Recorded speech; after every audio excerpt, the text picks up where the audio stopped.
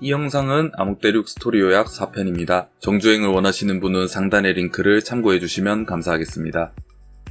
14왕자실에서 오라를 왕창 써버린 낸수 때문에 12왕자는 일찍 잠들었습니다. 현재 12왕자는 상위왕비 경호병 6명을 제외한 모든 동행인들이 13왕자실로 이동된 상황입니다. 상위왕비 경호병은 원래 왕자 감시가 주임무이지만 계승전이 시작된 현재는 상황이 많이 달라졌습니다. 이들의 머릿속은 온통 한 가지 생각뿐입니다. 12왕자를 내가 죽인다. 더 자세히 말하자면 잡히지 않으면서도 자신이 범인이라는 증거를 반드시 남겨 차대 국왕의 보상을 받는다. 교대하고 실어간 2명도 열심히 12왕자를 죽일 방법을 구상 중입니다. 다시 1014호. 눈앞에 서있는 1왕자 사설병 바비마이나는 정규 왕국군의 왕자 호위라는 강력한 명분을 가지고 있습니다. 14왕자 측은 바비를 안으로 들일 수밖에 없습니다. 크라피카는 빌에게 1014호를 맡기고 오이토, 와블과 함께 3명이서 사망자실로 갑니다. 사망자 장레이, 겉보기에는 일단 굉장히 인자해 보이네요. 그런데 오이토가 유난히 안절부절 못하고 있습니다. 그 이유는 그녀의 눈에 사망자의 낸수가 보였기 때문입니다. 오이토는 일단 냉정을 되찾고 차분히 크라피카의 설명을 같이 듣습니다. 낸과 낸수에 대해 간략히 설명하는 크라피카. 그리고 이제부터 할 얘기는 계승전 승패를 좌우할 수 있는 고급 정보라고 합니다. 사망자는 사망비의 자식이기 때문에 1왕자 사설병과 2왕비 경호병의 감시를 받고 있었는데요. 확실히 중요한 정보를 이들과 공유할 수는 없습니다. 사망자는 나중에 들을게 플러스 근데 경호원 부족하다며를 시전합니다. 자신의 사설병 2를 지원할 테니 그들을 통해 정보를 전달하라는 뜻입니다. 1왕자 사설병과 2왕비 경호병은 1왕자와 2왕자의 관계만큼이나 원래 사이가 굉장히 안 좋은데요. 사망자실에 있는 둘은 같은 목적을 가지고 있기 때문에 일종의 공조관계입니다. 현재 상황에서 둘 중 한 명은 고급 정보를 얻기 위해 크라피카를 따라가는 게 당연한 상황입니다. 2왕비 경호병 스라카가 따라가기로 합니다. 다시 북적거리는 1014호. 1왕자 사설병, 2왕비 경호병, 사망자 경호병 둘에 아까 약속한 5왕자 경호병도 오기로 했습니다. 초조해하는 크라피카. 돌핀의 하츠를 세팅하여 타인에게 양도하면 양도받은 자가 능력 해제를 하지 않는 이상 돌핀은 계속 유지되고 당연히 엠퍼러 타임도 지속됩니다. 엠퍼러 타임은 리턴이 큰 만큼 그에 대한 대가로 크라피카의 수명이 요구되는데요. 발동 1초당 수명 1시간과의 교환입니다. 렌즈를 껴서 티는 안 났지만 사실 오이토에게 사이루드의 하츠를 양도한 시점부터 지금까지 쭉 엠퍼러 타임 상태입니다. 어떻게든 빨리 작은 동물을 찾아 조작하여 다른 왕자들의 현 상황을 알아내야 생존 가능성이 조금이라도 올라갈 것입니다. 하지만 지금 오이토가 사이루드의 능력을 대놓고 사용하기엔 보는 눈이 너무 많습니다. 그때 5왕자 경호병 마올이 도착했습니다. 크라피카는 동등한 정보 제공을 보장해야 한다며 낸 설명 시 경호병 전체가 동석할 것을 요청합니다. 그 사이 빌과 시마노가 일단 다른 곳에서 작은 생물을 찾을 수 있도록 상황을 마련해 준 것입니다. 근데 또 찾으려니까 한 마리도 안 보이네요. 크라피카는 2주 안에 여기에 있는 경호병 전원을 낸 능력자로 만들 것이며 다른 모든 왕자들의 경호원들에게도 이 기회를 오픈하겠다고 합니다. 확실히 낸 사용자가 늘어날수록 왕자들 간 교착 상태가 유지될 가능성이 높아질 것입니다. 하지만 2주라는 짧은 기간을 제시한 크라피카. 무언가 낸을 빨리 습득시킬 수 있는 방법이 있는 것 같습니다. 설명이 한창일 때 드디어 바퀴벌레가 나타났는데요. 하지만 하필 모두가 다 지켜보고 있는 상황. 그때 기지를 발휘하는 오이토. 바퀴벌레를 당장 잡아라고 호통칩니다. 바비마이나는 오이토의 행동에서 약간의 위화감을 느끼지만 작전만 잘 세운다면 괜찮을 것 같습니다. 빌을 부르는 크라피카. 빌에게 바퀴벌레를 조작하는 조작계 낸 시범을 보여달라고 합니다. 대충 상황을 파악한 빌은 혼신의 오라 발사 연기를 하고 그와 동시에 오이토가 돌핀에게 발동 명령을 내립니다. 바퀴벌레 조작 쇼를 하는 빌. 사실 오이토가 조작 중입니다. 쇼가 끝난 후 빌은 벌레를 배기구에 풀어주는데요. 1014호 전체에 N을 켜두고 있던 바비는 빌의 동향을 파악한 뒤 벌레가 다른 왕자 정찰을 할 것이라 결론 내립니다. 하지만 여전히 벌레 조작은 빌의 능력이라 생각하는 중입니다. 오이토는 일단 벌레를 13왕자실로 보내 낸수와 경호병 현황을 파악합니다. 13왕자 정보 수집 끝. 이제 12왕자 차례입니다. 12왕자실에 도착한 벌레. 그런데 왕자가 살해당할 위험에 처해 있습니다. 오이토는 당장 12왕자실로 가보라고 합니다. 크라피카는 바비에게 능력을 들키지 않도록 일단 딴소리를 하는데요. 오이토는 그러고 있을 때가 아니라고 말합니다. 하지만 대응하기엔 이미 늦은 상황. 12왕자는 죽었습니다. 12왕자의 주인 낸수는 아까 1014호에서 오라를 한바탕 사용했었는데요. 낸수의 오라가 빨린 12왕자는 너무 깊게 잠들었고 낸수 또한 오라 소모 때문에 살해를 막을 힘이 없었습니다. 범인은 아마 이 상황을 모두 파악하고 살해 계획을 잡은 것 같습니다. 12왕자의 죽음으로 오이토는 완전히 멘탈이 나가버렸습니다. 상황 파악이 끝난 바비는 오이토에게 다가가 디메리트를 감수하고 소리친 이유가 무엇이냐고 묻습니다. 오이토는 넉나간 사람처럼 웃으면서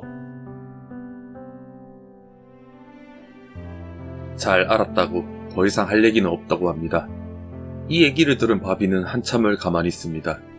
그리고 오이토를 위해 자리를 피해주고 앤또 풀어줍니다. 바비가 자리를 뜨자마자 오이토는 바로 벌레를 다음 방으로 보내는데요. 마음을 독하게 먹은 것 같습니다. 그런데 갑자기 기절해버리는 크라피카. 1왕자는 14왕자 측이 전화는 받지 않고 사설병만 받아들인 것을 보고 냉정하고도 정확한 베스트 판단을 했다고 생각합니다.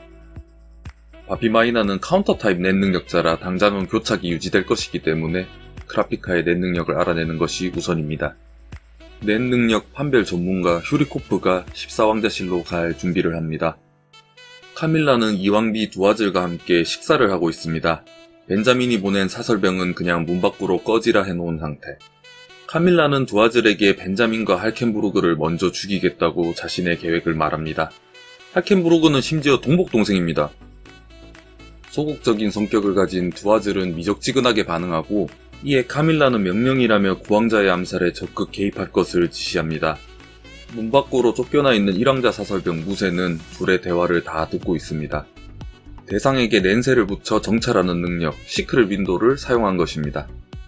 그의 최우선 목표는 카밀라에게 직접 낸세를 붙이는 겁니다. 4왕자는 자신의 사설병 테타에게 낸 수련을 받기 시작했습니다. 낸을 사용하려면 재능충 기준으로도 최소 반년은 걸린다고 이야기하는 테타. 우선 오라를 느껴보는 훈련부터 시작합니다. 빠르면 일주일 안에 오라의 존재를 확인할 수도 있다고 하는데요. 그런데 체리드니이는 테타의 말만 듣고 바로 오라를 만들어내고 컨트롤까지 해버립니다. 작중 최고의 nem스트 속도를 보여주는 체리드니이. 이 정도면은 비교 대상조차 없네요. 결국 몇 시간 만에 교를 마스터해버렸습니다. 그런데 갑자기 체리드니이의 분위기가 확 바뀌어버립니다. 크라피카가 제시한 2주짜리 낸 습득 커리큘럼 때문인데요. 체리드니이는 테타에게 둘 중 누가 거짓말을 한 거냐고 직설적으로 묻습니다. 낸수도 살벌하게 노를 보는 중. 테타는 크라피카가 분명 편법을 사용할 것이며 정석으로 배우는 게 가장 올바르면서도 빠른 길이라고 말합니다. 역시 4왕자는 만만하지 않습니다. 테타는 원래 4왕자의 낸 습득 속도를 최대한 늦춰보려고 생각했었는데요. 사실 4왕자한테는 어떠한 꼼수도 통하지 않을 것 같습니다. 꼼짝없이 초고속 낸 습득을 도와줘야 하는 상황입니다. 5왕자 츠베파는 크라피카에게서 낸 정보를 얻어내는 게 주목적이 아닙니다. 절망적인 상황에서 교착 상태를 이끌어낸 크라피카의 두뇌를 너무나 마음에 들어합니다. 경비병 마올에게 낸 강습 시간을 활용해서 반드시 최측근이 되어달라고 지시합니다. 6왕자는 자신의 경호병들에게 타이손 교전을 나눠줍니다. 크라피카의 스승 이즈나비도 한 권 받았네요. 살벌한 계승전 속에서도 여전히 행복 그 자체인 6왕자. 7왕자는 헌터 경호원 바쇼가 준비한 특별한 담뱃잎을 같이 피고 있는데요. 인체에 무해하고 합법적인 잎이라 합니다. 7왕자는 이것을 약물 중독자 갱생에 쓰고 싶어 합니다. 매우 소극적인 타입이긴 하지만 그도 왕자이고 아예 놓고 사는 사람은 아니었습니다. 8왕자의 모친 신코신코는 놀고만 있는 사레사레가 너무 답답합니다. 사레사레는 왕자들이 모두 모이는 만찬회 때 준비해 놓은 것이 있다고 합니다. 그래도 무언가 나름대로 전략이 있는 모양입니다. 9왕자의 사설병들이 전부 쓰러지고 당황하는 9왕자도 따라서 기절해버리는데요. 다행히 외부로부터 공격당한 것은 아니었습니다. 깨어난 9왕자와 경호원들은 모두 손등에 새싹 문양이 새겨졌습니다. 할켄부르그는 크라피카의 강습을 받으러 가는 사설병들에게 손등에 있는 새싹에 대해 이야기해보라고 지시합니다. 한조는 원래 12왕자 경호였으나 12왕자 살해 당시 왕비의 명령으로 13왕자실에 가 있었는데요. 12왕자의 살해를 막지 못한 것이 너무 화가 납니다. 범인을 직접 잡아내기로 다짐합니다. 유력한 용의자는 6명의 12왕자 경호병들. 사건 정황을 파악해봤을 때 암살자는 분신 능력자이며 분신은 오토매틱이 아니라 수동 조종일 것입니다. 한조 자신이 분신 능력자이기 때문에 분신에 대한 남다른 이해도를 바탕으로 여기까지 추론할 수 있었습니다. 수동 조종으로 분신을 조종하는 경우 술자는 풀 집중 상태일 수밖에 없고, 따라서 근무하고 있던 4명 말고 교대하고 쉬고 있던 2명 중 1명일 가능성이 높습니다.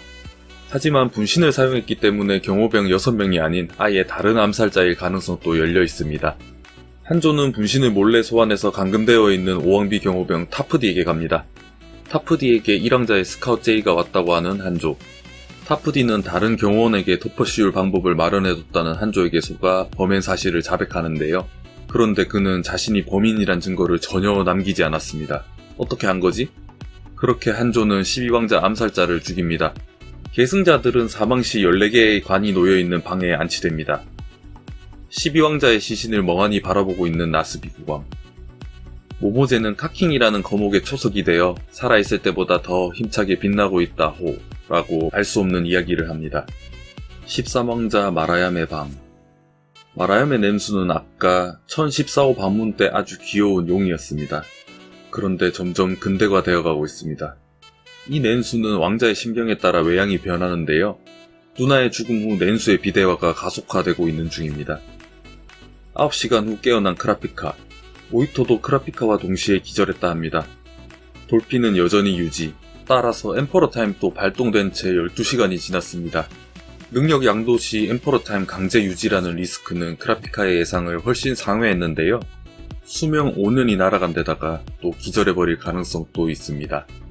크라피카는 능력의 리스크 때문에 일단 4왕자부터 탐색하자 합니다.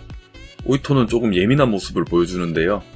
크라피카는 1, 2왕자 경호병들은 전원 낸 능력자일 것이고 당연히 방에 N이 쳐져 있을 것이라 말합니다. 3왕자와는 이미 동맹을 맺은 현 상황을 말하며 차분히 설득하는데요.